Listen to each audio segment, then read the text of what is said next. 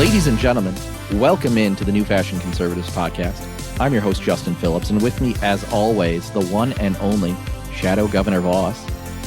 Robin Voss's strongest soldier. And we are excited to bring you the program tonight. We've got talking about new candidates that have announced recently. We're going to spend a lot of time on the sexual misconduct cases that were covered up by Department of Public Instruction. Going to be talking a little bit about some gambling legislation that's working its way through the legislature right now, and we have a good bit of candy for you too. So with that, let's get underway. Shadow Governor Voss, the big news this week, the statewide candidate everyone's talking about, and we're waiting to hear if he would announce for re-election. John Leiber announced on October 16th that he is running for re-election as state treasurer. John Leiber, he did what no one else could do. He won statewide. Besides Ron Johnson, of course. Yep. So we'd love to see John Leiber, our electoral juggernaut, back on the ticket. You know, he could, say, oh, I won statewide, I'm going to move up. Secretary of State, Lieutenant Governor. Nope. He's going to continue the good work in the treasurer's office. And good luck to him. Wishing the best. He's got that incumbency built in already. So we'll see what he can do. We'll see what the campaign holds. And you may think we're just giving him a little bit of grief right now, but he is a friend of the show and someone who I've known for quite a long time. So we are excited to see him run for 100%. Re-election. Yeah, don't hear what we're not saying. But as he said, as a fiscal conservative, he's proud to work on safeguarding and growing our investments. He is facing a Democrat in that race as well, someone who also just announced, named Eric Wilson. We'll have to see a little bit more about him. I saw his Facebook page, and it's a very standard progressive leftist candidate sort of spiel he's going for. I haven't even seen it yet, so I couldn't even tell you. Mm-hmm. So that would actually be news to me. Now, I know the treasurer races usually don't make a whole lot of noise, but this would certainly be the first I've heard of it. Yeah, but he's going to try and run on a platform of things the state treasurer can't do. And when we know that John is going to stick to things the state treasurer can do. But next up, another candidate that we thought had already launched, quite frankly, but made it official. Will Martin has entered the race for Wisconsin Lieutenant Governor. Now, we just recently had on David Varnum. Great interview. Had a great time sitting down with him, learning a bit more. Yeah, please check that out. Go back. And while you're there, make sure to check out our episode where we had a sit down with Scott Fitzgerald. Great, very educational bit. Yeah, no, I thought it was good. Yeah. On the didn't realize that he just never gets to see the senators from Wisconsin. Yeah, we found that out that, it's not like the state capitol at all. You're on two different sides of the U.S. Capitol. It means you don't see the other branch that often, whereas, as a state senator, you could walk to an assembly office one floor up or down or what have you. So Will Martin announced he's getting in the lieutenant governor's race. I know he had a great showing at the straw poll at the Wisconsin State Fair, the correct. Milwaukee County booth. And he's someone who ran last cycle. Took third, I believe. Yeah, had a good showing. And, someone who is very exciting for a lot of conservatives. He's working really hard. He's crisscrossed the state a lot over the last 4 years. Mm-hmm. He helped with the constitutional amendment on U.S. citizens only voting in our elections. That amendment, which was passed, what was that? Was that just this last November? Mm-hmm. So that he was very instrumental with that. So obviously, excuse me, you can see him going around a lot of the county party events. Obviously, yes, he had a very strong showing with the straw polls. Yeah, we thought he was going to announce. Finally did. I got to give him credit for the video. Thought the video was very good. Mm-hmm. And I do like the logo. They got the torch is a very nice touch. You don't really see that much, but very much appreciated that for the logo. And, I'll say one thing just about the video. I appreciated that his video was much more political than it was previously. And I'll explain myself with that by saying Will Martin is an extremely smart man, and he knows his numbers. I mean, worked obviously, in the Walker administration. He's been around. He's done lots of policy stuff. But like myself, sometimes I get lost in the numbers. Sometimes I get lost in the nitty gritty. And I love that. But a lot of people don't really work in those numbers. When you just start spouting off numbers, some people are like, okay, that's great. I just don't know what it means. And when you can really package those numbers and put them into a way that people can understand, or just put them more into abstract ideas, that's how you can really bundle, the policy, knowledge with the political finesse. So, and I just saw that in the video and I thought that was very nice. So we'll hopefully talk to him in the future, maybe. Yeah. We were just talking before we press record, and the list of guests we have coming up far exceed any expectations I had when we started this podcast, and really grateful for the folks that have connected us with, Scott Fitzgerald, David Varnum. They've been willing to come on the show, and we've got a few more coming down the pipeline that are big, and we look forward to bringing that to you.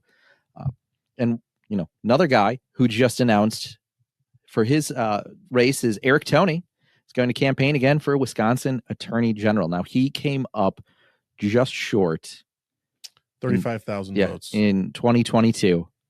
And, we have been a little critical of candidates who have ran in the past and were unsuccessful. But I think in talking with folks that are assisting Eric Toney and seeing what he's done over the past 4 years, I think he is someone who learned from his mistakes, or, learned how to campaign better than he did in 2022. And I think he's really taking a lot of that experience that he had last cycle to heart, and how he can improve on that and become a better candidate. And I think could get over the top because of that. Well, and we have harped on candidates that have run again, and usually you can see the kind of same signs repeat themselves. I am fully willing to forgive and forget those if we can see changes, right away. And we'll probably have to see him early. Like, I don't necessarily see anyone else running for Attorney General besides himself. So he might have an open field as it is. But I mean, the one concern that I have is that it is quite literally going to be a matchup or a rematchup of Josh Kaul and Eric Toney. And obviously the dynamics from 2022 to 2026 are going to be completely different. Maybe with the national message between the border, with ICE, this crackdown with, federal troops going in the cities, maybe there's just going to be a very strong sentiment for law and order. And maybe that will propel Toney over the top. Maybe Kaul, who has burned some bridges with the Democrat Party, with his base, for not indicting Trump's lawyers, for not going after the special electors, the alternate slate of electors. Sorry, was they would call them the fake electors, not going after them. So he's burned some bridges with his Democrat base, but do we think it's enough to swing an election that small? No, perhaps. To both your points is that you see candidates who lose in prior races try and do the same thing, run the same playbook, do the exact same thing, and think they're going to improve. We've seen this actually against Brian Stile and in the 1st Congressional District of Randy Bryce running the exact same playbook and the exact same scam pack. And he always falls short, and it seems to get worse and worse. I think Eric Toney's in a different position. I think, it's kind of like you're a professional sports organization and you're pressing reset on the entire, executive branch. Your new campaign managers, new consultants, new people, bringing that fresh perspective. And you're right. I think also Josh Kaul, it might be vulnerable from the left. And I don't think it's necessarily that you will have a candidate run against him from the left and, try to primary him. What I think you're going to have is that the same way that people chose not to vote for Joe Biden in the primaries, they vote for, what was that, undecided or, no candidate sort of thing. Basically no endorsement or whatever it was. Yeah. So I think, there's going to be some people, probably the far left Madison progressives, but some of that, insider politics, especially on the Democrat side, tends to spill out. And you could see a situation where there's enough people who are dissatisfied with Josh Kaul on the left sit that race out. Mm-hmm. So a combination of things like that could help Eric Toney. Now, the one thing I worry about is, and one thing that I think did substantial damage to the state, the attorney general's race in general, was we had an egotistical, bitter, grouchy suicide bomber try to attack Toney from the right in the primary. I think that did probably enough harm that maybe got some folks on the right to sit out that race 4 years ago. Oh yeah, I believe that as well. Now, my hope is no one from north of Highway 8 who is that egotistical, who is that self-destructive and wants to destroy the Republican politics in the state the way the 2022 candidate, I'm not even going to give him the dignity of naming him. If as long as someone like that sits out, Eric Toney has a clear path. And I think that helps a lot from being able to attack Josh Kaul day one. And he did that, listed his priorities in his press release. He can keep doing that as long as he doesn't have to kind of fend off any nonsensical challenge from the conservative side. Now, one of my favorite parts of the Eric Toney Josh Kaul race from 2022 was the Milwaukee Police Association did a killer ad on Josh Kaul. It was like Law and Order SVU, but it was like the theme of it, and it got the red and blue with Kaul's face. It was great. Love that ad with the same kind of font. Excuse me. And it was really something. I'm a sucker for those kind of ads. So if the MPA wants to run that one back and for endorsing Eric Toney and to hit Josh Kaul, 100%, I am all for it. But yeah, let's turn to the Dem side now, as we had a somewhat surprising announcement this week from Ben Wickler, who said he isn't running for governor, but has a few ideas about Wisconsin's political future. And that came from, of course, the quote-unquote great journalists at the Wisconsin Examiner. Hey, they sometimes they do okay, but most of the time, not so much. They put out in the article, what was it? They called Tom Tiffany a yes man for Trump or something. So the framing already, of course, and then they paint Ben Wickler as basically the Lord and Jesus Christ of the Democrat Party of Wisconsin, which he pretty much is. I mean, you could make an argument that he is, but yeah, a little interesting. I'm not totally surprised by this. I mean, why would you go from a super stressful job as a chairman for the Wisconsin Democrat Party, raising a crap ton of money, going, doing lots of good things for their party, not for us, and then step down, and then run for an even more stressful job as governor when you can just step down, spend some more family time, pick one of the candidates, one from the bushel, and be the GC. Be the general consultant, and make a crap ton of money, probably more money than you were making as a DPW chair. Exactly. And basically run the race of the candidate you prefer. And you get none of the blowback. You're just kind of behind the scenes. So you get kind of the best of both worlds. So why not do that? Makes sense.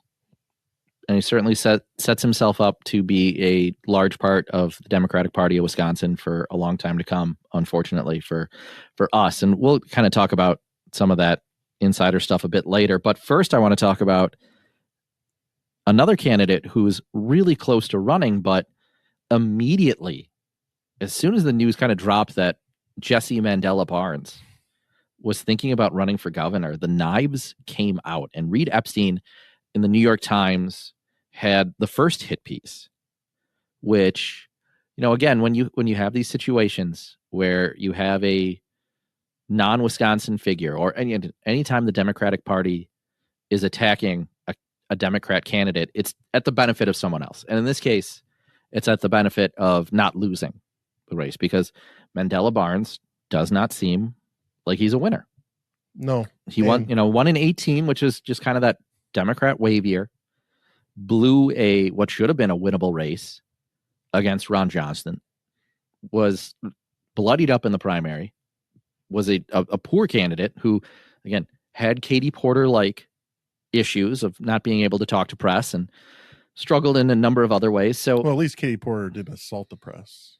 This is true. But most recently, the Milwaukee Courier, which is the black newspaper of record, had wrote an op-ed piece, said we can't afford to lose in 2026, and we can't risk another Mandela Barnes loss.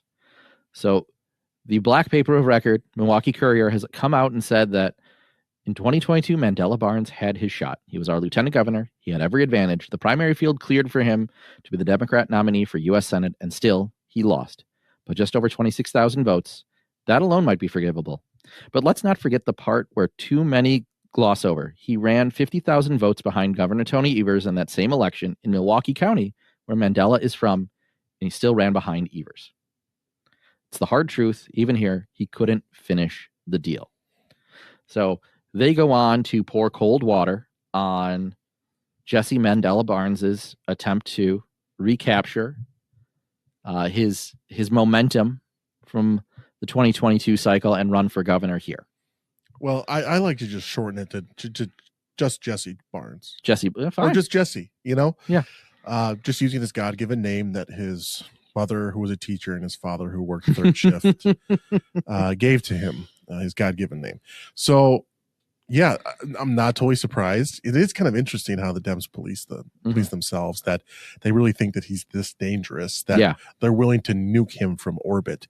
My question for you and for everyone listening is, who do you think is this quite literally just there is a groundswell of people that said absolutely not, or is there someone that's pitching this?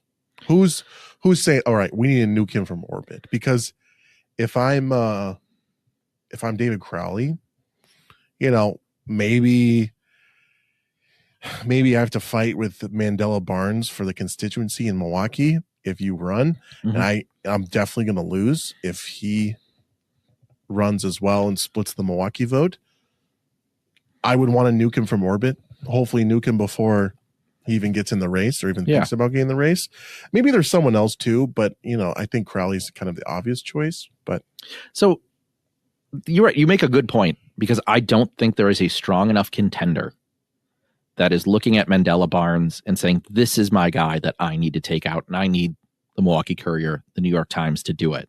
Every candidate right now for the Democrats has some glaring weakness, whether it's Sarah Russell Rodriguez's failure in the past 4 years to lock up the Democrat primary, do literally anything. Yeah. Whether it's, again, David Crowley being from the city and having to convince outstate Democrats, whether it's Missy Hughes, who has virtually no name ID, or whether it's Kelda Roys or Francesca Hong, who I become more and more to believe that Kelda Roys is just running this campaign to pay off her second mortgage that she pulled out from the first race. And Francesca Hong is not necessarily a serious candidate. So there's no one, I think, that's so far above the current crop of candidates that they have the clout. It's anyone's race. Exactly. There might be like a couple points between each of them, but they're all just one viral moment or one story away from basically having their little wedge issue that they can ride to the top of the polls, or one viral moment from completely tanking their candidacy, or that too. But it seems pretty obvious, at least in my opinion. Milwaukee Courier, it's the black newspaper. Crowley, Mandela. It just feels like if you're Crowley, if Mandela gets in, you're screwed.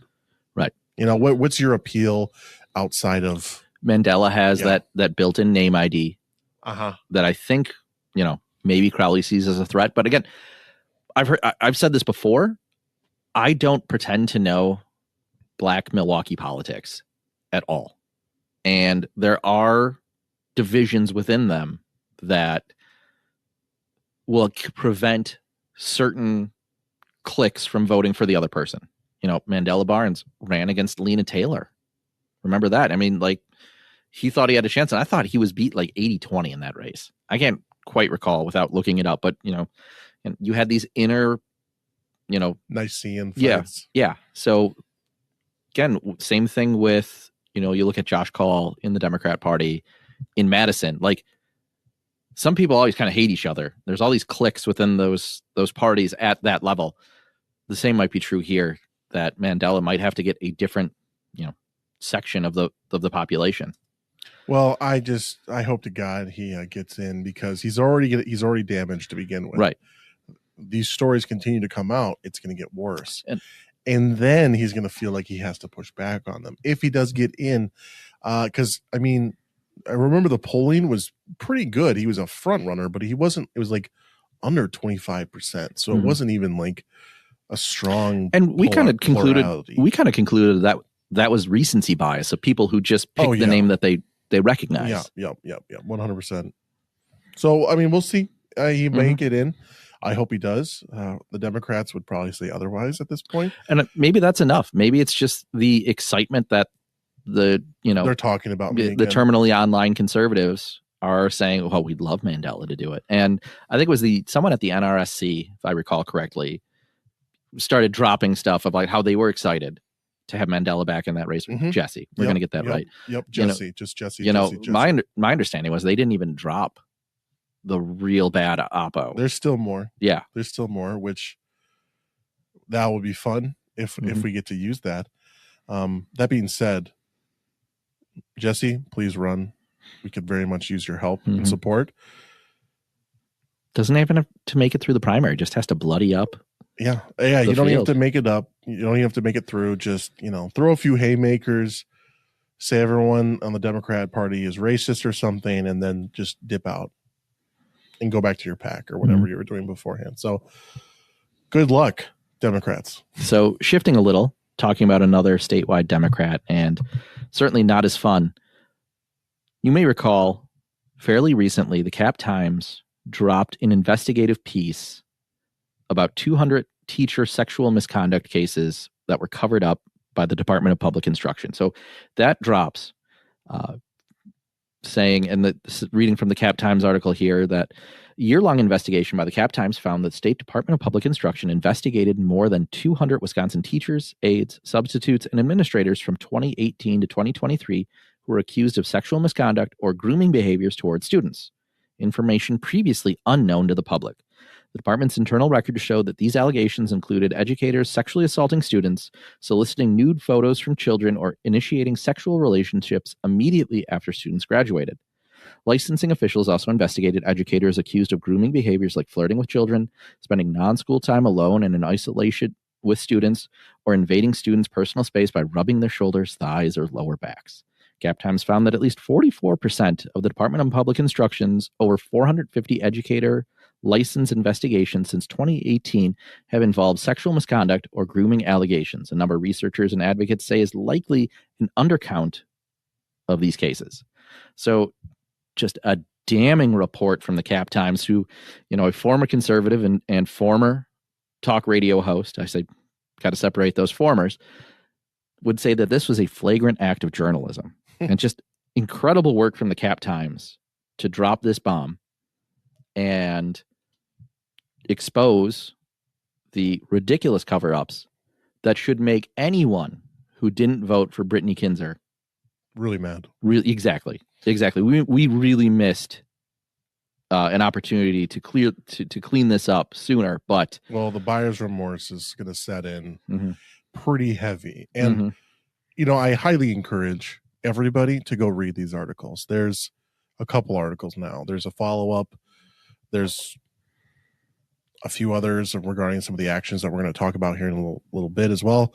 But just to put this in perspective, the Cap Times editorial board endorsed Jill Underly. Okay, so this isn't like some right-wing news source for those who don't know. This is the Cap Times, pretty left-leaning. Okay, so, but I guess good journalism is still alive, and kudos to the writer or the journalist on this one, this took over a year of investigating and collecting data and collecting stuff from DPI. But the Cap Times found that at least 44% of the department's over 450 educator license investigations since 2018 involved sexual misconduct or grooming allegations. And which that federal report said that usually 1 in 10 students go through this, which would be 93,000 in Wisconsin. And since 2018, we're having just 450. So this is probably severely underreported. These are just what we know. And just to talk about some of the other things that the Cat Towns found out, which just further dig the grave of Jill Underly's political career. The department run by State Superintendent Jill Underly relies on a rudimentary system to track its investigations, obscuring the scale of misconduct for policymakers and the public. Lovely. Licensing officials also allow educators under investigation to forfeit their credentials in exchange for avoiding in-depth probes. Yep. Sounds like a handshake deal. Pretty good for the accuser or for the accused. Unlike a different agency that regulates hundreds of other state licensed professionals, like nurses and accountants, the Department of Public Instruction doesn't tell the public why an educator lost their license. Advocates say this lack of transparency makes it easier for educators at misconduct to avoid detection and happen again. So those are alone, like, okay, politics aside, Jill Underly should resign in disgrace. Like, this is horrible. This is so bad. And so she should just resign straight up, just because of the disgrace that she's brought upon the school system, DPI, the state of Wisconsin. That alone is bad enough. But some of these, licensing officials allowed to basically give over their license in exchange for basically letting the investigation go by. I mean, if you ever need a reason to hate teachers unions, this is just giving more and more ammo to the school choice argument. Why are we funding public schools? Homeschooling. To be fair, this isn't really there are school officials that are the problem. It's not necessarily, you don't want to damn the entire school system because of these teachers, but certainly DPI, which these all have to go through. So it's just shocking. And I hope every student and every teacher, I hope the teachers too, but the parents tell their legislators, hey, this is not okay. What are we doing? What are we doing for our kids? We're clearly not doing enough. And some of the allegations that these people are making, for example, there was a teacher that had kissed a student on the lips. That was investigated, and apparently the conduct was deemed motherly. Yeah, because wasn't it like a 5th grader or something? Yeah, motherly? I'm sorry. Yeah. Were teachers kissing you on the lips or something? No. And I certainly wouldn't think it's motherly. Right. So there is, I'll tell you one thing. There is more to this than just this. Has to be. This is the tip of the iceberg, I'm sure. There's got to be more. Frankly, I think there's a reason why they picked 2018 to start that investigation, because I think if they start to go back further, this will implicate Tony Evers. Now, one of the things I said when talking about the gubernatorial candidates is I think there should be a race between all the Democrats to see which one is willing to throw Jill Underly under the bus first. Sarah Russell Rodriguez came out with a pretty He was pretty statement. Pretty tepid. Yeah. Didn't mention Jill, if I remember correctly. It was just kind of like parents deserve we need to do better. Parents deserve to have their kids safe in school, sort of thing. Which, yes, we agree. Now we know that Kelda Royce and Frankie Hong do not care about students. They only care about the teachers union. They only care about getting the donations and the endorsement from the teachers union. So they'll never do anything to publicly bash Jill Underly. I don't think David Crowley could, because his messaging right now, and we talked about this before, is just atrocious, just all over the map. Nothing is sticking. But more so, I think if he starts to criticize this, it might come out pretty quickly what percentage of those accusations and investigations are coming from Milwaukee public schools, and they're just going to hang that on him. Well, and the thing is also Milwaukee has in Milwaukee County, there's a lot of school choice. I mean, that's where it was born. Right. So it might actually be in his benefit but the thing is, he's running in a Democrat primary. Right. All those Democrat primary voters, they're all, public school truthers. Right. Even though, interestingly enough, in many other states, Democrats have adopted a pro-school choice model. Like it's kind of Wisconsin, I think, for the Democrat Party is kind of an outlier to be so far against school choice when Democrats in other large metropolitan areas have picked up on it. But then again, that leaves Missy Hughes. She said she wasn't a politician. All right. She tried to carve, exactly. Tries to carve out this moderate streak. Here's her chance to actually try something. And that's come out with a forceful statement saying Jill Underly should resign, period. I mean, you get a lot of attention, first of all. And, again, politics is all about, we've said this before, it's all about defining yourself, making clear differences between yourself and your opponents. The Democrat primary, there are differences, but it seems they all want, the same constituency. They all have to check the same boxes. Whereas, there's more diversity of thought on the right and more lanes, it feels like. Whereas the left is just kind of a amoeba and of just slightly different shades. So I don't know if I'm going to, I guess Missy Hughes, but I really don't see anyone going on a limb, we'll and maybe there's, again, the story's not over. So maybe there's still more room for the outrage machine to grow. I mean, clearly this story isn't going away anytime soon. So maybe there's something else that happens that kind of reinvigorates the story, and then the Democrats will have to be. Yeah. Like, maybe they don't want to, but okay, this is so bad, we have to comment. So we'll have to see. There was also another story. Go on. Within this story that I want to just hit. I don't want to talk a lot about it, but it kind of it interweaves with the other one. This reporter was trying to get documents regarding these misconduct, these groomer allegations, and was struggling to get it. I mean, it took a year to write this. And she talked about how there were a number of school districts that essentially were charging her for open records, which is not uncommon, but they were so exorbitant that essentially they were saying that we're not going to give it to you because no one would pay this much for an open records request. So, for example, the Sheboygan Area School District wanted $17,000. It's insane. For a search. Okay. The Middleton Area School District wanted $40,000. Janesville wanted $245,000. Almost $250,000. $250,000 for a bunch of records. Okay.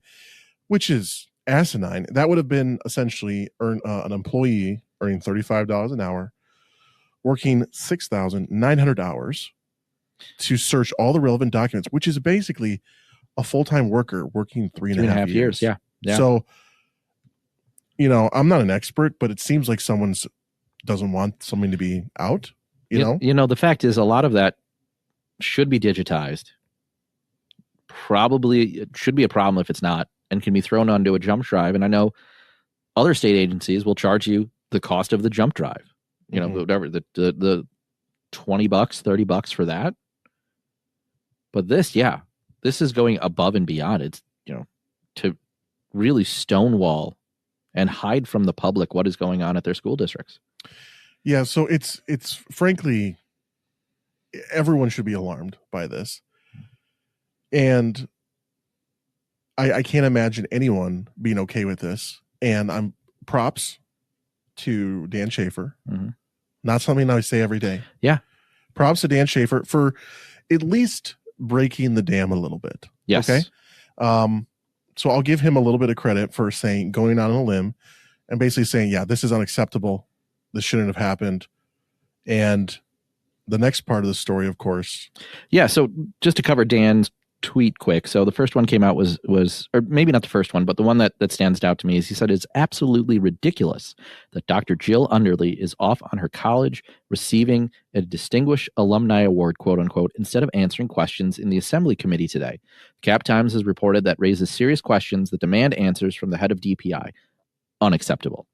Now, Jill Underly did not only lose Dan Schaefer, he lost Kristen Bry, who is a failed comedian, but 620 TMJ talk show host. Co-host with Steve Scafidi. Yes. Who, I'm going to play a quick clip that was cut to show her reaction. If I'm Jill Underly, I am raising the flag before this story breaks last year during budget saying, listen, this is a big deal and we need more resources to address this, and they're not letting us. And the fact that she didn't start back then, this still falls on her. And the fact that she's not giving comment. She's been asked to testify, and she better get up there and testify. Otherwise, I don't see her having a career after this. That's Kristen Bry talking about how Jill Underly should have got ahead of this story a year ago when it was first being investigated, which is quite smart. Anyone with half a brain would be like, if they're going to start investigating this, maybe we should get out ahead of it. But Dr. Jill Underly, even though she is a PhD, she doesn't have half a brain or any brain, because as Dan pointed out, instead of showing up to a committee hearing where she could explain what was going on, she chose instead to go to her alma mater, Indiana University, and receive a quote-unquote distinguished alumni award. So she skips town. I don't even have words. Yeah, it's there used to be a time when Democrats could get away with this, and that was before Elon Musk bought Twitter, quite frankly. Like, the fact that we have this social media outlet to call out these failed leftist politicians who don't care about children, who don't care about what's going on in the school, it's wonderful now.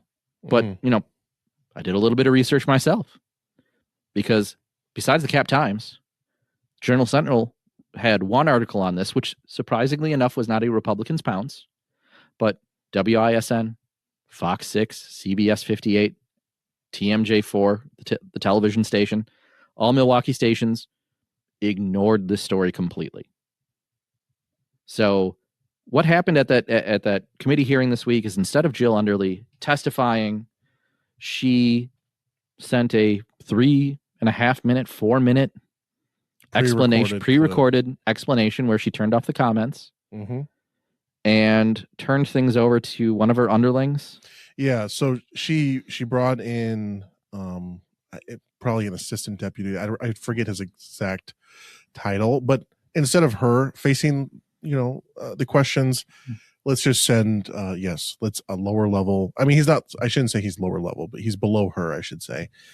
And he had to field all the questions, and I'm sure that I didn't watch the hearing, so I don't know all the details behind it.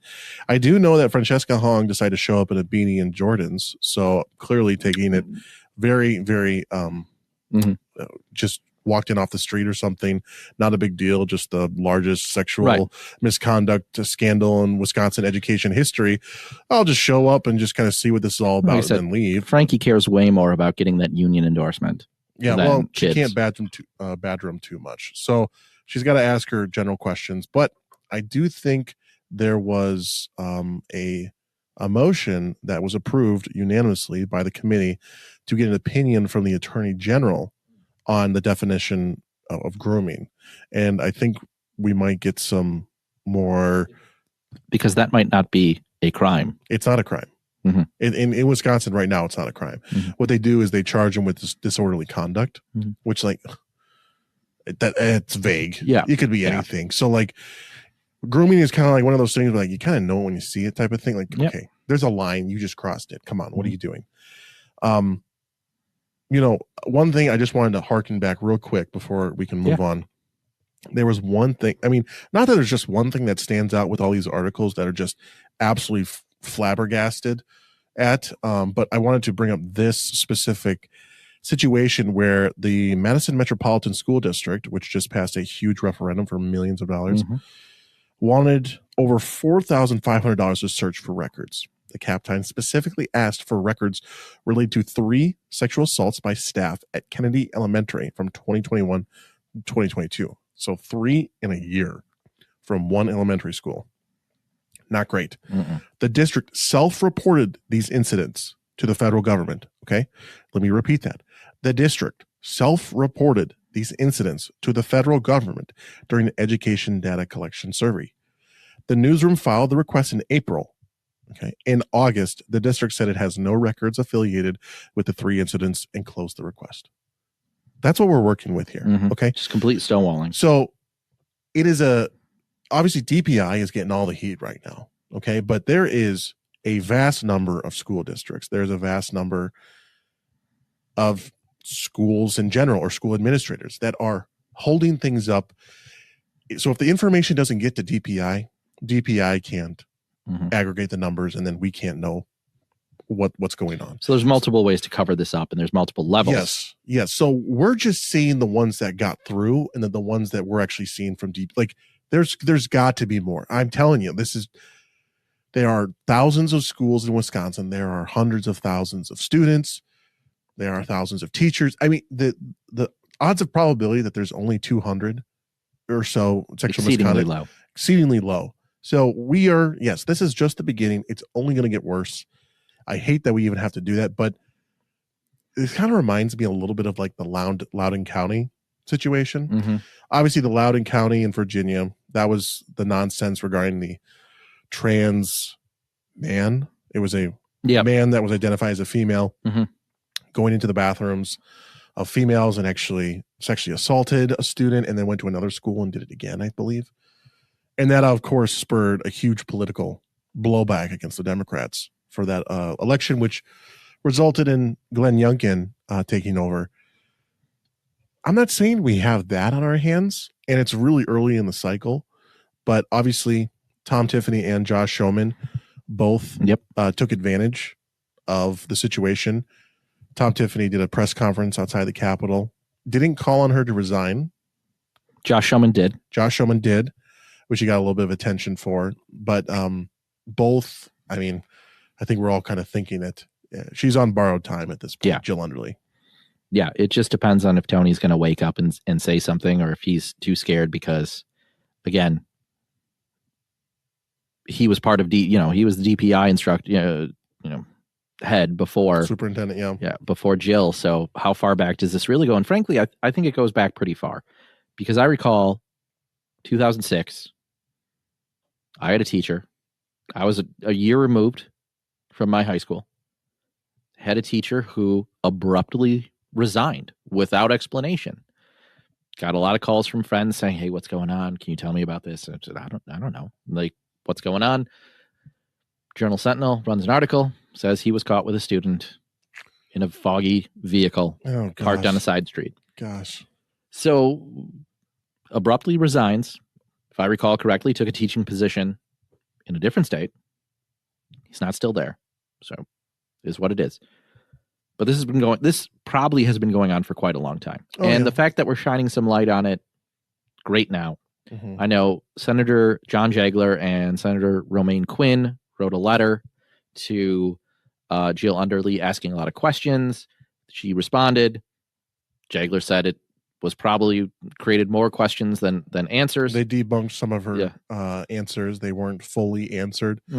And I believe I saw a tweet from a reporter that said when a government entity says that this article is misleading, it usually means that the reporting is accurate. We just don't like it. We just can't directly refute what you're saying. But if I can say it's misleading, it's kind of a vague term that says, well, you're not totally wrong, but I maybe wouldn't have said it that way. So basically, DPI is screwed. They have no rebut. They have no actual answer. And in the original article, there's just so much to talk about this story. So this will be my last thing. The main thing in the first article that dropped was DPI said, "Oh, we don't have enough money to," which, like, classic liberalism. We don't have enough money for. Oh, give me a break. We don't have enough money to actually track this stuff properly. So sorry. And it's like, first of all, Democrats love making that excuse. They use it at every single instance. What did Jill Underly not advocate for in the state budget? More money to investigate. Yeah, no more money. There was none of that was mentioned. And I believe Senator Jagler mentioned that in the press conference where he said, "Why didn't you just come to us before? If this was such like a glaring issue, you could have just come to us." But instead, someone was running for re-election and needed to keep things under wraps. So just a shameful situation that Jill Underly has put Wisconsin in. Not just herself, not just DPI, but in the entirety of Wisconsin and the education profession. So, yep, you're right. This isn't going away. It's going to get worse before it gets better, and it depends on how long this will be dragged out. But yeah, Jill Underly should resign. She's absolute failure. Again, we should have such buyer's remorse over the DPI election this past April. And I hope the investigations continue. It doesn't sound like they're going to stop. I think any committee that has even a slice of education or some, passing reason to investigate her should do it. And DPI probably just got like 20 more open records requests now. Yeah. Because all the reporters, like this report obviously was the dam. Yeah. Breaking, but right. There's going to be a lot of other reporters that be like, okay, there's going to be, let me dig for my scoop. Yep. Yep. So. And of course, now that someone's getting clicks for this, any decent reporter is going to want to get some side action from this. The vultures are, even though are circling again right now. None of the 4 major Milwaukee television networks are talking about this, which is in its own right criminal. But at some point they're going to have to. And again, thank God Elon Musk bought Twitter, so Jill Underly can't do this cover up that she would have gotten away with 5, 10, 15 years ago. Like just been like, oops, shrug, sorry guys. That used to work. Doesn't work anymore. And this can keep going for a long time. And Tony Evers, through all of this, is tweeting about the federal shutdown. Yeah. Not talking about it. He might be on vacation. He might not even be in the state. Just because the media, you would think would ask him a question. But I don't think he's even been out doing events.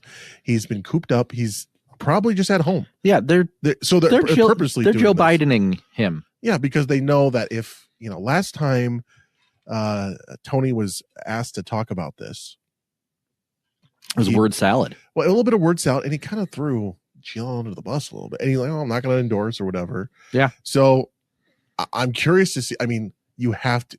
It doesn't matter if it's a month, 2 months.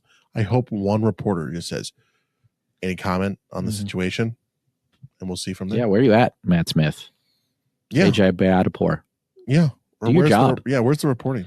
So one thing that was reported on that I didn't think was going to get to this level, and since it did rise to falling outside of the scope of Twitter, X, want to mention briefly, because, one of the things that brought Shadow Gov and I together was the dissatisfaction we had with the executive board at the Republican Party of Wisconsin.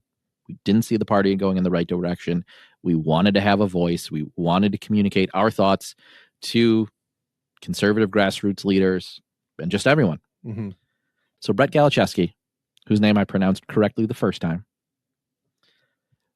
posted that Kelly Rue, a longtime conservative activist and treasurer of the Republican Party of Wisconsin, resigned her position. First, I didn't think it was much. Like, it's okay, those things happen. But the letter she wrote on her way out was damning. And in her resignation letter, shared on social media, said that after serving a decade as the state GOP treasurer, she can no longer meaningfully contribute to our party's executive leadership team under the current circumstances. The absence of a strategic plan, defined objectives, and measurable outcomes, as well as budgetary issues, have created an environment in which progress is difficult to assess and nearly impossible to achieve. Now, it seems to me, when I hear that statement, the first thing I can compare this to is Wisconsin Badgers football. Oh, geez.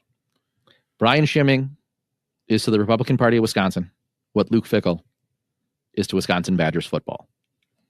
Someone who is failing in all of these measurable ways to achieve any lasting success and is going to set us up for continued failures, again, like Luke Fickell's going to do, if he's not relieved from duty over the next couple of years. Next couple of years. Sorry, months. You want to get rid of him this year?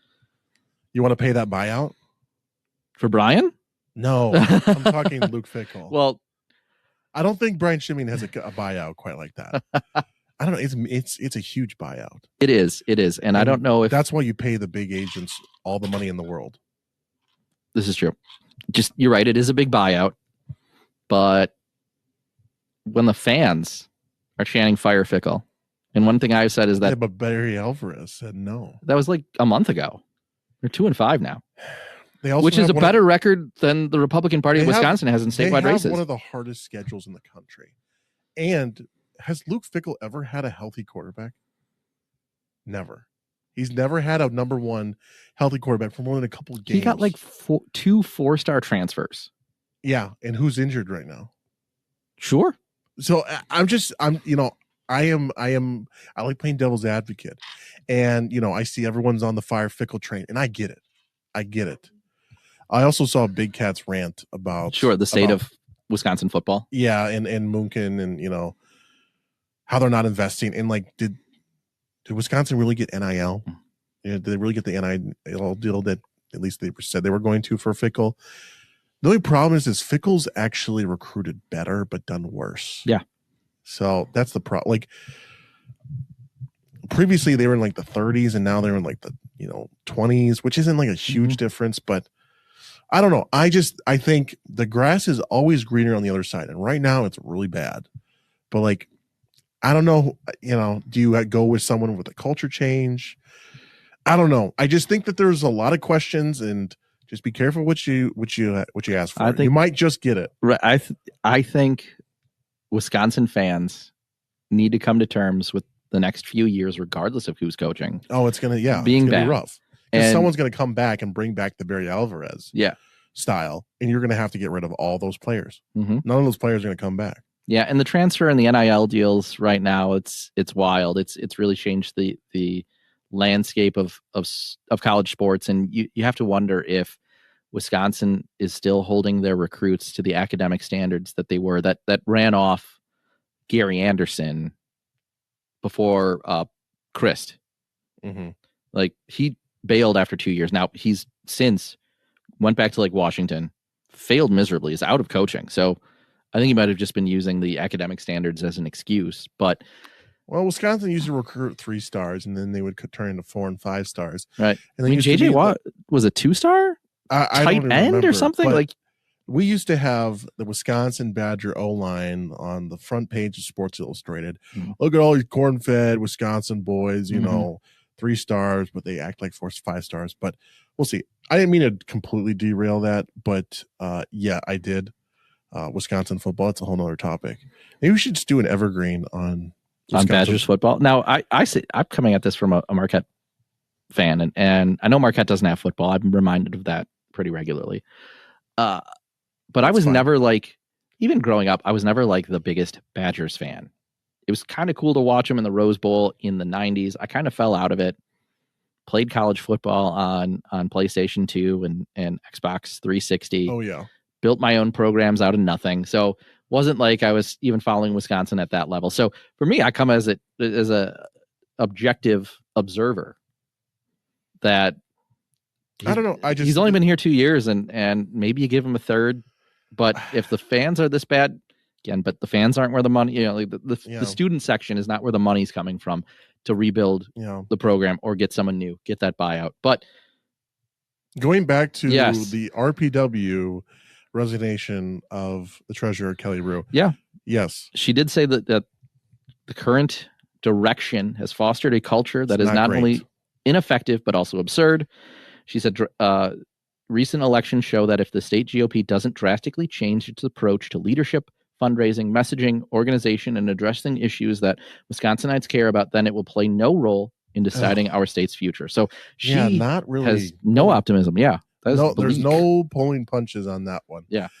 Really bleak. There's not really much commentary I can give other than we've kind of expected this. Yeah. Like this to me the status quo is the status quo until it's no longer the status quo. And right now the status quo is just kind of this again strikes me as like the student section shouting fire shimming. Like you have these people now that are close to it. It's not what it was at RPW convention in June or whatever that was. It's worse. Well, we'll see how state convention is next year. I mean, maybe we'll be there. I know we're still getting in the fall. Oh, you know what? I actually thought about it. I think it'd be kind of funny if we did the pod. Like, okay, we're not quite that big. Okay, we have a hearty and loyal fan base, and I love that. I love that for us. But I don't really see us getting on stage at RPW convention in front of a bunch of boomers from Taylor County and them really understanding what the heck we're doing. So, although I think it would be fun. It would be fun. Love to be there. Well, I mean, I don't think we'd be invited. I think we'd have to like pay double and be at the hotel next door. I mean, God forbid. We talk about the letter. It's just hard not to. Kind of like, yikes. And I saw the Wisconsin Democrat Party took a few laps, victory laps in our, jabbing a little bit more. I saw DVO was tweeting at the DBW chair, Devin Remiker, and he was like, "Oh yeah, you want to talk about me being a beta male? Well, I just outraised RPW like 7-1 right now." It's really great for him, really bad for the party. Yeah, and they were doing a few victory laps on dancing on our grave a little bit there, but yeah, I mean, but for DVO to point that out is also just a veiled shot at RPW. Yeah, I don't really think DVO was thinking that that's what it was. I think he was more or less just being. We'll have to ask him. Yeah, no, he would. We should love to have him on the pod, and they said we have a great slate of interviews coming up that we're working on. Yeah, we're working on getting them locked in, and I can't wait to show what's next for the pod. We just hit 25 episodes. This is our 26th. We made it pretty far for 26 episodes. They say in the podcasting world that we're now in, because I've watched a few videos, that if you get past more than 10 episodes, you're like in the top 10% of podcasts, because most podcasts just they do 4 episodes and like, I don't like this anymore, and they stop. But I'm having more fun. To quote Rush Limbaugh, or to poorly quote him, I'm having more fun than a person ought to. And this is fantastic. And shift topics a little. Talk about some other policy being introduced at the state level. I saw this first from Kaylin Haywood is circulating a bill that would bring Wisconsin into alignment with 39 other states that have legal sports wagering. Bill excludes a sports wager conducted under certain conditions to be excluded from statutory definitions in a bet. So Kaylin Haywood, one of a bipartisan group of legislators who are trying to allow a more robust access to sports books. So we can throw our parlays down without having to drive to the Illinois state border, Iowa, maybe Minnesota, whatever state you're closest to that allows sports gaming, or going down to the Potawatomi casino to bet on any team except the Badgers. Yeah. And I think I'm a bit more open to sports gambling than my good friend Shadow Governor Voss is. I have here. mixed opinions. I dabble a little in DraftKings. I keep but I only gamble what I can afford to, and I usually play mostly free and 10-cent and 25-cent games, and I double up, and I just keep that money rolling for future weeks. So I'm not someone who's spending a comma worth of money in sports gambling, because I know I shouldn't be. I'm not good at it. It's why I lose more often than I win, but that's the whole point of gambling.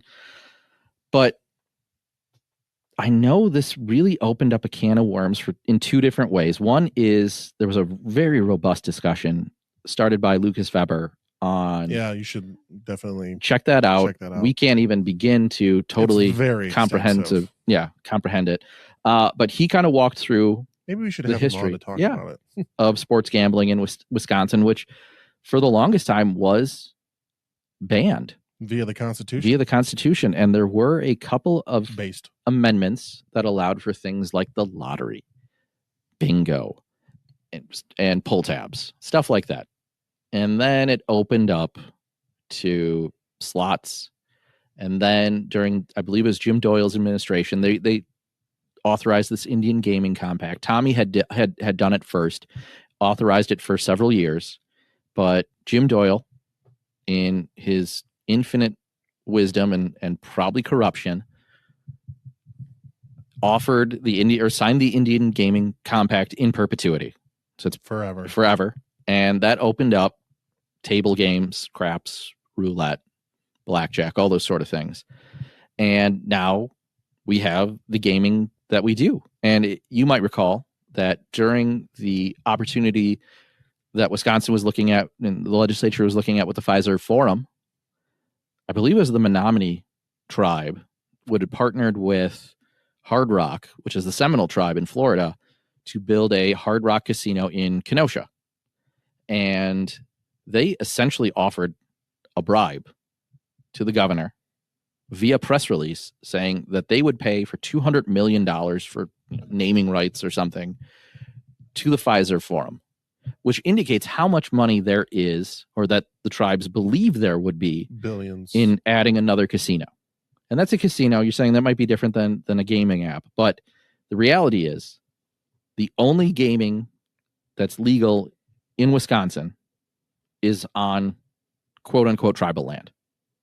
And the only app-based gambling for, sports books that would be allowed under this bill would be run by tribal servers on tribal land. So you might not get that full suite of the Caesar Sportsbook or the DraftKings Sportsbook or Prize Picks. Trying to think of all the others. There's so many out there right now. They feel like they pop up. Yeah, they're like dating apps. They just there's like a new one every other week. Yeah, Underdog, Sleeper allows it. Yeah, you know more than I do on this, but this is a very convoluted mess to begin with. I go back and forth on the whole gambling thing. Part of me is like, I don't like it at all in general. So I would just say the Constitution was based the way it was before we made all these carve-outs. That's just a shame to begin with. But this is the reality we live in. Part of me would be okay with expanding it because I don't like the gaming compact. I don't like that the Indians have this monopoly where they just make millions in buco dollars. Whereas if you democratize it a little bit, they don't, but that would require a lot of, imagine the money that they have right now. If any Republican or if a Democrat did it, they would just dump all money into the opposite party. Yep. Legislative races, governor, everything. And it would probably be crushing. And well, when you give the Indians that much power and that much ability to rake in all that revenue, I mean, it's kind of hard to go against the status quo now. Yeah. So I don't think my doomer view is that it'll never change and whatever. Like it'll just always be like this. But some of this strikes me as very similar to the pro marijuana legalization. It's the everyone else is doing it argument, which I don't think is a very good one. No. And again, I think you're seeing some buyer's remorse with some of this marijuana bill. So you might see the same with the. I'm talking about across the country. Yeah. Well, yeah. One of my favorite examples is Colorado, which of course notoriously legalized it first. Everybody, they made like $500 million or something in the first year.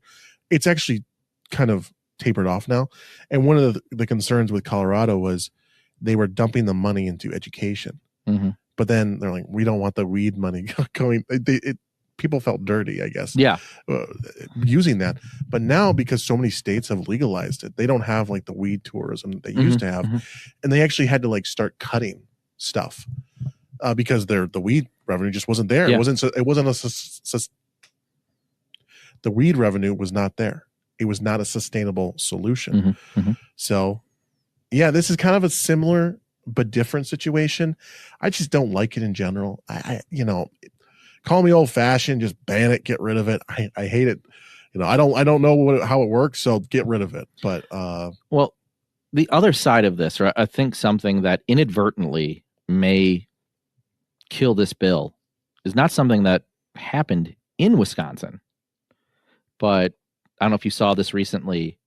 This was like days ago. The FBI announced a series of indictments involving prominent NBA figures like Portland Trailblazer coach Chauncey Billups, Miami Heat guard Terry Rozier, and former player Damon Jones, who were all indicted in various illegal sports betting schemes involving one of Chauncey Billups was apparently was being used by the mafia for rigged poker games.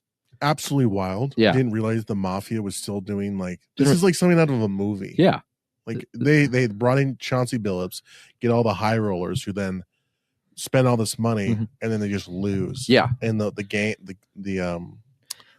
crime family or the mob gets all the profits, which is just like, what is it, the 1930s? Yeah, rigging card games. What's funny is, when I was thinking about this, there was a movie with Jessica Chastain, I think, or it might have been Bryce Dallas Howard. I forget what. It's called Molly's Game. Molly's Game. Which is she ran poker games in Hollywood, New York City, very, with prominent A-list stars, but they were straight up games. Yep. They weren't rigged or anything. But they were illegal. They were illegal. They were illegal games, but they weren't rigged. Yeah. But I immediately thought of that with, Chauncey Billups running these, card games. But that is a good movie. I have seen that. It's a good movie. But the other side is, you have these players and former players that were in these point shaving scandals. And now people are going back and looking at these little subtle cues that. Oh, yeah. You're like, oh. Yeah. Players are. Dude was definitely throwing right there. Yeah. What are you doing? Yeah. Or just, these ridiculous turnovers. I can't remember which player, but there's one who's like, he just had these like laughably comical looking turnovers where, just dump the ball off to the other team. Was that a point shaving thing? I saw, there's these ones of like people in the stands cueing like Kevin Durant with some little like baseball style, like tip the hat sort of thing. And basically they've given the conspiracy theorists everything they would possibly need to basically say it's all a shame. Again, all a sham, which I've never been a giant fan of the NBA to begin with. I mean, I do enjoy like playoff NBA, but like, I don't know. It's still fun to go to a Bucks game every once in a while, but yeah, I mean, you see some of the stuff and you're like, oh, well, this is rigged, kind of jokingly. And now this comes out like, okay, guys, they're actually rigging games. I think everyone gets to believe one conspiracy outright.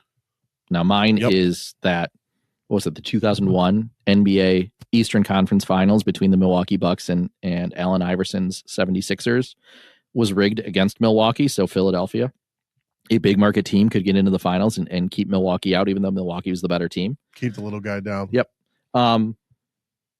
So that was just kind of a conspiracy. Now it seems to be reality. And so you're telling me on Friday, Saturday night, whatever, to unwind, you don't turn on Bally's Sports Network and watch the Milwaukee Bucks take on, whatever Eastern Conference opponent they have, while betting money on DraftKings and seeing ads for Prize Picks, Underdog, Sleeper, and there's like 3 or 4 more. You're telling me that doesn't tune you in? I mean, when you have everything, all of the ads between sports games are betting, and you have you have the network owned by Bally's. Like, you telling me there's not going to be some sort of point shaving thing going on? Yeah, and so first of all, I love the narratives that are coming out about that story. We're saying that Donald Trump wants to screw the NBA because black people. And it's like, this investigation started during the Biden admin. Yep. Okay, so like, calm down. Is it a little funny that the investigation like drops like right when the regular season starts? Yeah, I mean that's just good storytelling. Yeah, I mean, sorry about you. I mean, I don't know. Maybe don't work with the mob. I don't know. Yeah. So maybe FYI. To follow up on that, 31 people in this indictment were arrested, again, in connection with this scheme. We're including members of the Bonanno, Gambino, Genovese, and Lucchese mafia families. So 4 out of the 5 families. I don't know necessarily actually if there's still 5 families that run New York or run organized crime in the country, but 4 of them. It just seems so old school. Part of this one. It does. But I think that. Yeah, put your hands up, partner. Listen We're here. robbing you. Listen here, she. What is this, the 40s?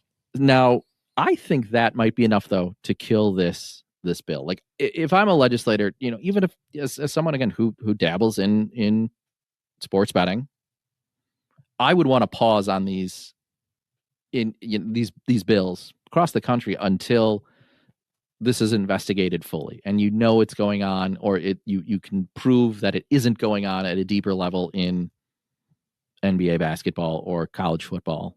Or now hear me out, crazy idea. Constitutional amendment to just ban gambling. You mean to basically turn the Constitution back to what it was previously. Perfect. Solves all the issues. Not an issue. We get rid of all the problems. All the problems go away with that. But so let's shift topics a little bit. There's some real interesting crimes that took place this week that Shadow Governor is going to talk about a couple of them right now. So we have the illustrious Kenosha Man, kind of like Florida Man. Yep. Kenosha Man. Ours is Kenosha Man. Definitely. Or Racine, I suppose. But there's something about the Kenosha 94 corridor between Chicago and Milwaukee that there's something in the water. But there was a Kenosha man who devised a plan to kidnap and kill a Wisconsin administrative law judge. And investigators believe a neighbor quick's action may have prevented a tragedy. So this 52-year-old guy, Arthur McClurg, appeared in court on 3 felony charges, committing conspiracy to commit intentional homicide, commit kidnapping, threatening, causing bodily harm to an official.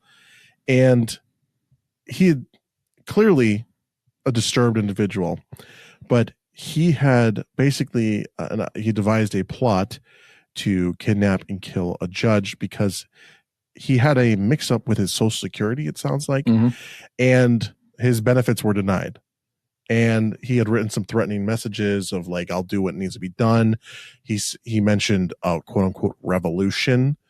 And to the cherry on top, he had a bunch of law enforcement badges. It was going to dress up as an ICE officer. Don't know why you would dress up as an ICE officer to commit murder, but I could guess that someone wanted ICE to look bad while he was committing a no-no. Yeah, that's a hat on a hat, really. Yeah, like I could just imagine. I mean, this is just like a Reddit. This dude is a Redditor who just was like, they denied my Social Security benefits. I'll teach that judge. But at the same time, I'll show Trump that his ICE are bad people. I'm going to make them look bad by committing a felony with this outfit on. And I'm like, what? It takes a Redditor level intelligence to think that that's actually going to work out at any of those steps. Yeah. Or or it's like, oh, I'll just YOLO, at the very least, ICE will look bad. Well, joke's on you, buddy. You look like an absolute lunatic who,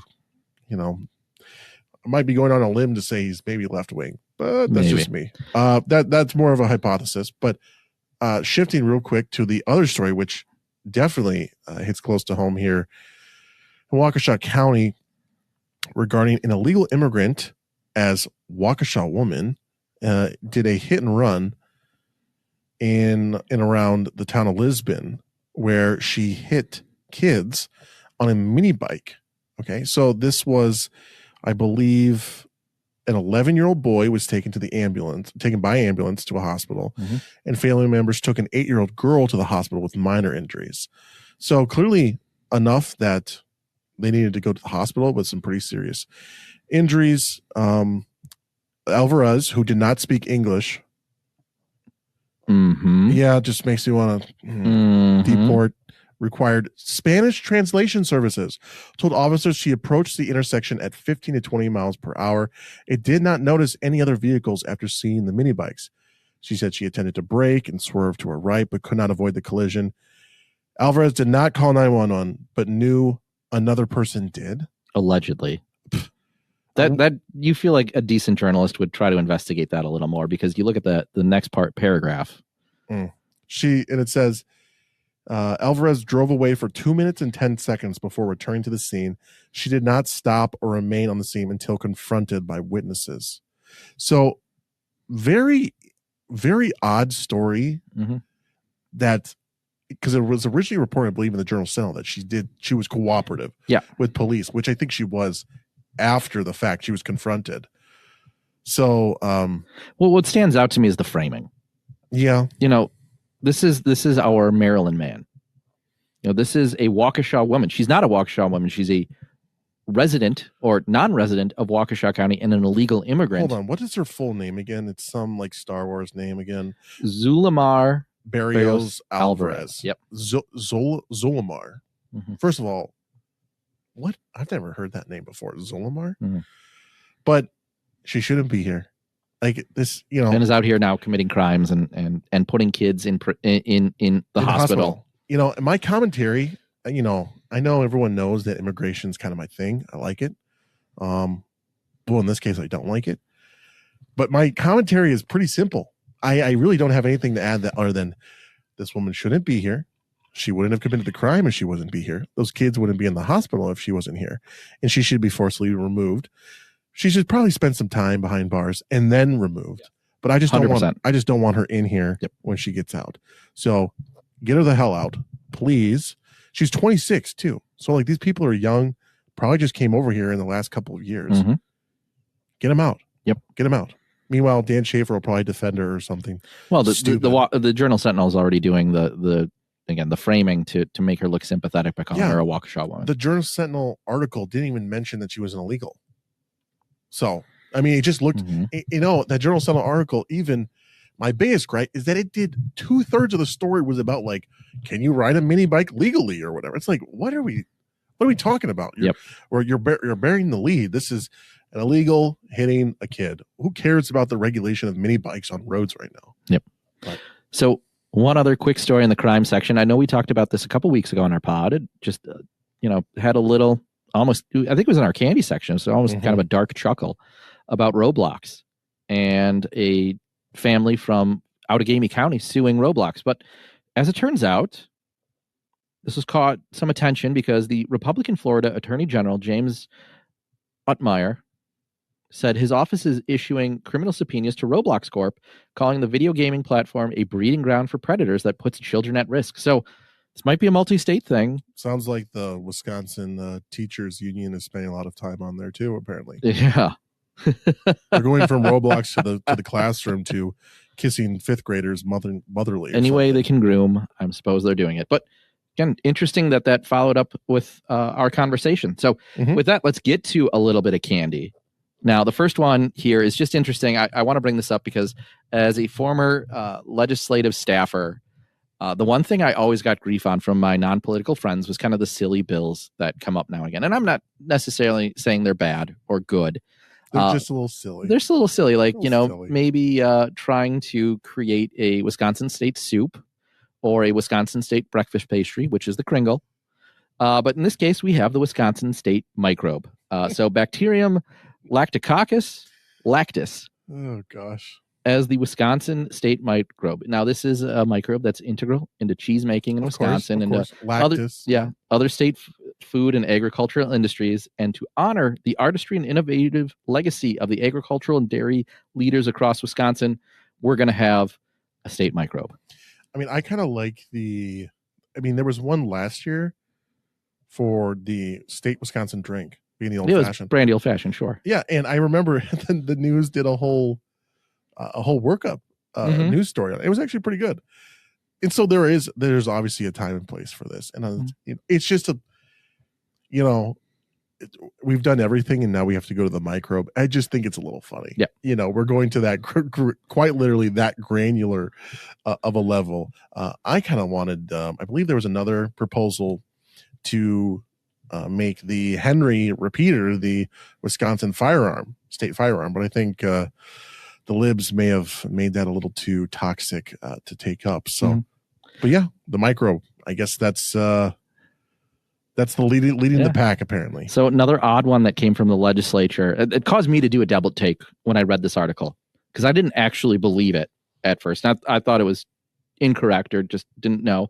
But Halle Berry testified via video at a Senate hearing committee, I believe, on menopause and the stigma around it. And I saw that. I was like, feel old. But yeah, I remember when Halle Berry was in, James Bond movies. She's like 56 or 59 now. She's I thought she was me older. So no, I guess good for her. She talked about menopause. Good for her. Yeah, which just again caused me to do a double take. Didn't actually believe they meant Halle Berry as in the James Bond actress, and several other films. Well, yeah, she's done all kinds of stuff. Catwoman and such. I was a big giant James Bond guy when I was a kid, so I just remember that was like my first movie I ever saw with her was that James Bond movie. Pierce Brosnan. Tomorrow Never Dies, if I remember correctly. The World Is Not Enough. She was World Is Not Enough.